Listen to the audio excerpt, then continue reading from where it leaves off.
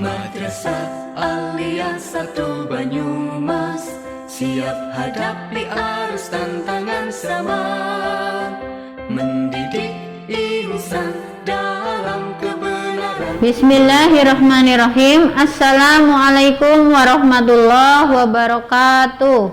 Waalaikumsalam warahmatullahi wabarakatuh. Alhamdulillah, hari ini kita berjumpa lagi dalam pembelajaran matematika. Bagaimana kabar kalian? Alhamdulillah. Regu Piket tadi sudah bertugas membersihkan kelas? Sudah, ya. Kelas sudah dalam kondisi bersih, siap untuk digunakan pembelajaran. Sebelum melaksanakan pembelajaran pada pagi hari ini, alangkah baiknya kita berdoa terlebih dahulu. Ketua kelas mohon untuk memimpin teman-temannya berdoa. Silakan. Duduk, siap gerak, berdoa mulai. Bismillahirrahmanirrahim. Raditu billahi robba wa bil islami dina. Bu Guru akan absen terlebih dahulu ya. Arkan Firosani Hadir, Bu. hadir. Arneta hadiroh. Selanjutnya silakan disiapkan buku pelajaran, alat tulis, laptop, serta handphone kalian. Hari ini kita melanjutkan materi yang lalu, masih materi tentang analisis data dan peluang pada submateri diagram pencar, ya.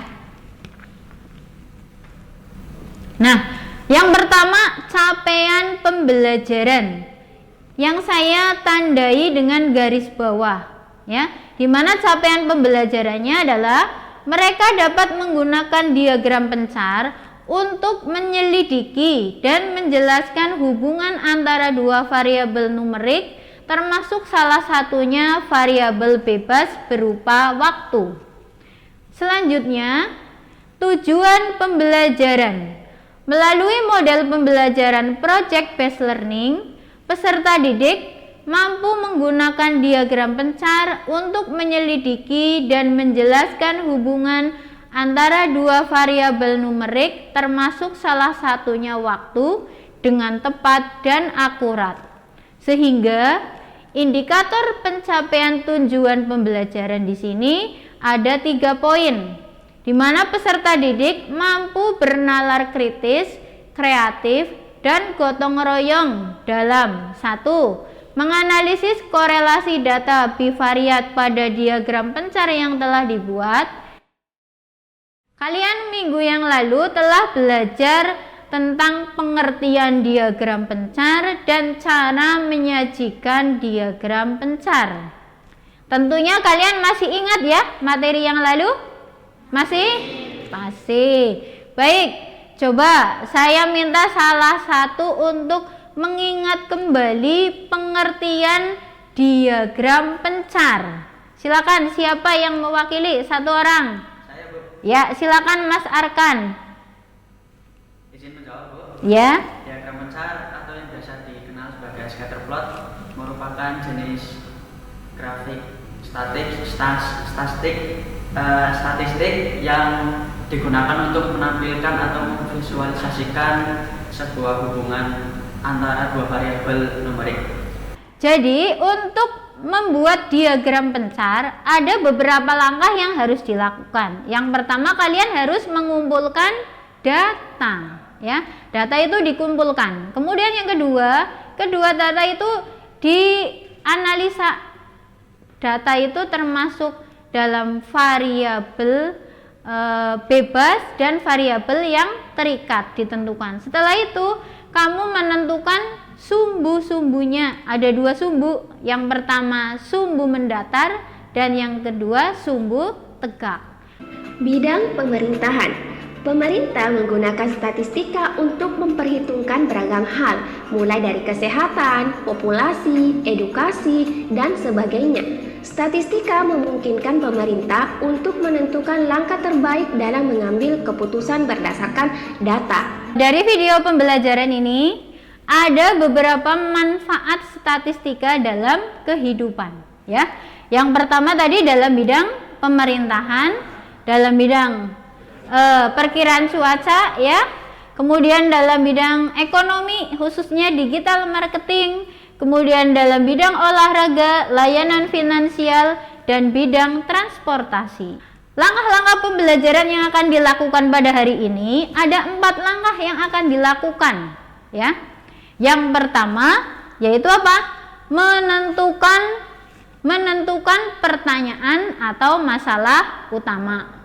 Kemudian yang kedua, merencanakan proyek. Kemudian yang ketiga, menyusun jadwal penyelesaian proyek. Dan yang keempat adalah menyusun proyek. Selama 2 jam pembelajaran ini diharapkan 4 kegiatan ini bisa diselesaikan dengan baik. Nah, kegiatan yang pertama yaitu menentukan pertanyaan atau masalah utama. Ya, apa yang akan kita pelajari pada hari ini? Nah, sebelum mempelajari membuat proyek, kalian scan dulu ya.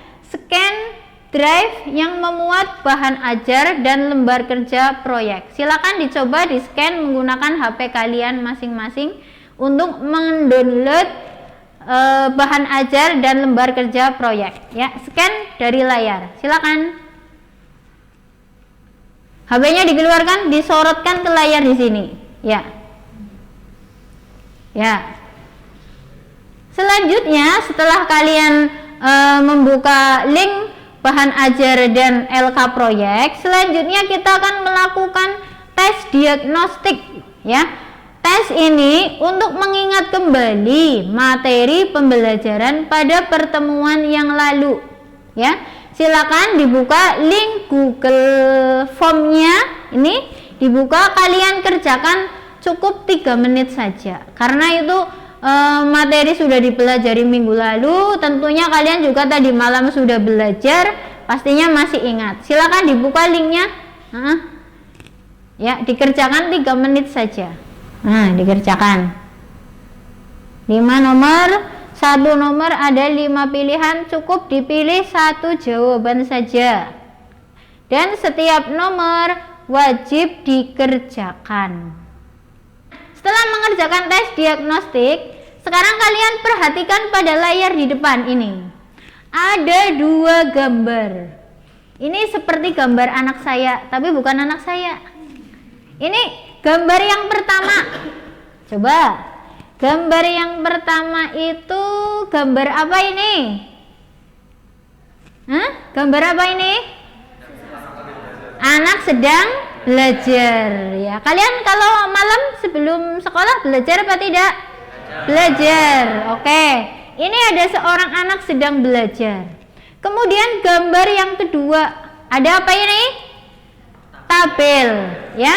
Ada tabel di mana di sini ada 10 siswa. Nah, setiap siswa ini belajar dengan durasi yang berbeda-beda ya. Ada yang 1 jam, 1,5 jam, 2 jam, 2,5 jam, atau 3 jam. Kemudian pada saat ujian sekolah atau ulangan, mereka memperoleh nilai seperti ini. Kemudian di sini juga ada siswa lagi nomor 11 sampai 20 dengan durasi yang berbeda juga, memperoleh nilai semacam ini juga. Coba dari tabel ini 20 siswa yang mengikuti ujian sekolah dengan durasi belajar yang berbeda-beda, nilai ulangan hariannya atau nilai ujian sekolahnya sama apa berbeda? Berbeda. Coba siswa pertama belajarnya 1 jam, nilainya 60. Siswa ketujuh belajarnya berapa jam? 2,5 jam, nilainya berapa? 90. Kemudian ada siswa nomor 20. Ya, siswa nomor 20 belajar 5,5 jam. Nah, 5,5 jam nilainya 95. Terus ada yang dapat nilai 100 apa tidak? Ada.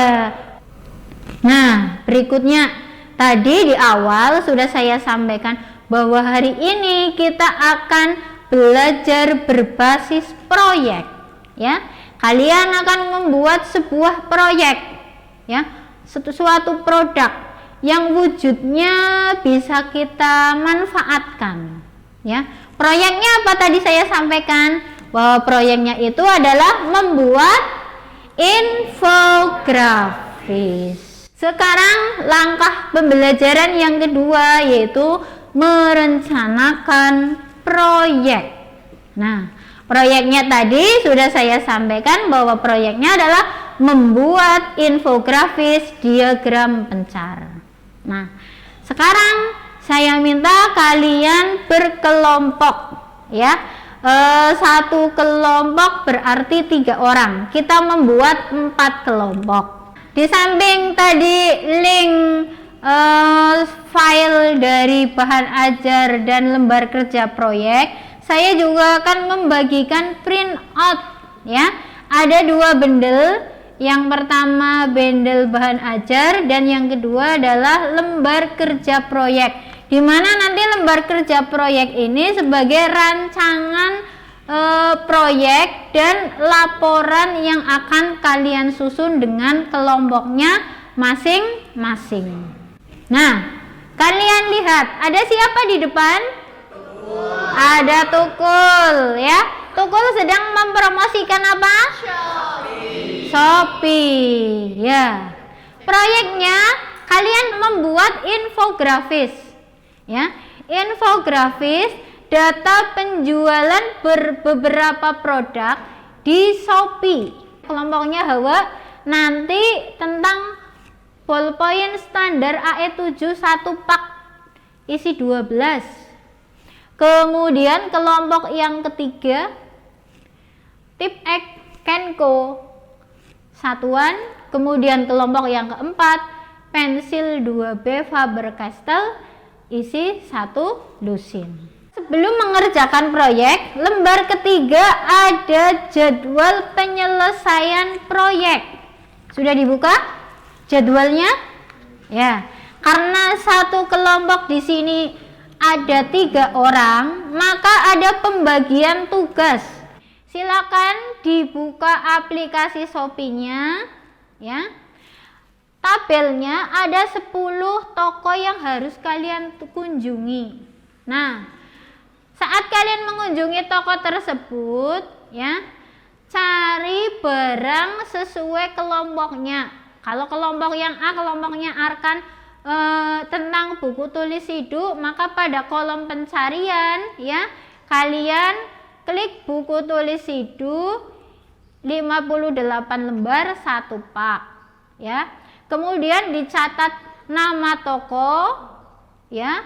Kemudian harganya berapa 1 pak. Kemudian berapa produk yang sudah terjual dari toko tersebut. Nanti kalian lanjut ke pertanyaan nomor 3. Ya. Pertanyaan yang nomor 3 coba disimak ketika kalian sudah selesai. Yang ketiga yaitu susunlah permasalahan tersebut menggunakan kalimat tanya. Apakah ada hubungan korelasi antara harga pulpen AE7 berwarna hitam isi 12 dengan banyak produk yang terjual? Sudah? Oke. Jadi kelompok yang kedua juga kurang lebih hampir mirip juga ya dengan kelompok yang keempat tadi. Sambil kalian diskusi, saya juga akan menilai kerja kalian, baik kerja kelompok maupun kerja individu. Jadi bekerja samalah dengan baik agar proyek kalian sukses. Oke, tadi langkah-langkahnya bagaimana Mbak? Untuk membuat infografisnya coba nanti tolong dikerjakan di rumah. Minggu depan kalian presentasi. Jika nanti ada kesulitan bisa menghubungi saya lewat grup WA setiap kelompok ya. Silakan memimpin berdoa terlebih dahulu. Birahmatika ya arhamar rahimin. Amin. Terima kasih atas perhatian kalian. Wassalamualaikum warahmatullahi wabarakatuh. Waalaikumsalam.